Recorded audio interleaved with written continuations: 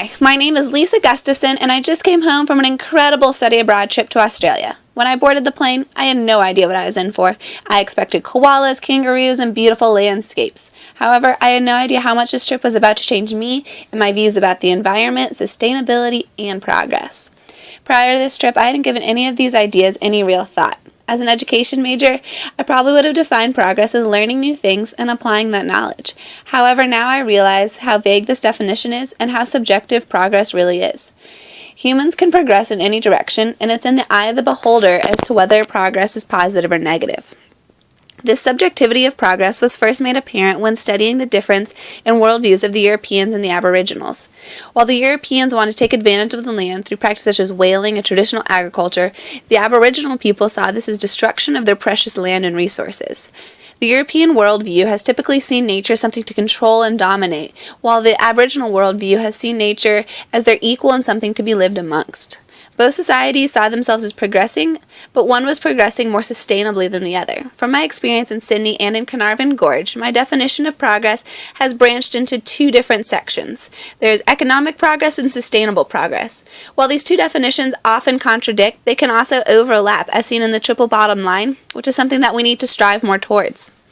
The next place where I learned more about sustainable progress and saw the triple bottom line being lived out was in the progressive city of Noosa. With the high-end Hastings Street shops and the world-renowned beaches, Noosa is a major tourist destination, but rather than building high-rises, the town has decided to make no building taller than the tallest tree and to limit the population. They therefore are recognizing the carrying capacity of the land cannot accommodate that many people, so they are sacrificing potential tourism profits in order to maintain their biosphere.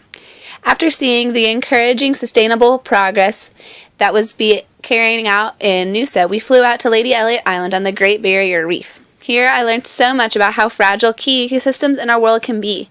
There's a proposal to make a channel through the Great Barrier Reef in order to ship to Malaysia. And while this would greatly progress the Australian economy, it would be extremely detrimental to the delicate ecosystem that sustain the world's oceans.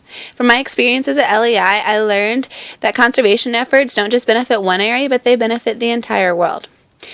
I think the reason I got so much out of these trips were because of the knowledgeable and passionate field guides who poured their knowledge into us. If I had gone to Australia on my own, I would have hiked the same trails and snorkeled the same reef, but I would have missed the value of these lambs. From Barry to Jana to Simon, I believe that their passion is the main reason why my views have changed. There was a quote by Steve Irwin in the Australian Zoo that said, "Education is about being excited about something. Seeing passion and enthusiasm helps push an educational message." As an education major, I want to be passionate about sustainable progress so that my impact on the future will come from hundreds of students that have had a teacher who is conscious of the human's effects on the environment. This trip has piqued my excitement and interest. I now want to learn more about current issues and support campaigns that are reaching for a more sustainable future so that my kids can go out and see more of what the world has to offer and be just as breathtaking as I have been.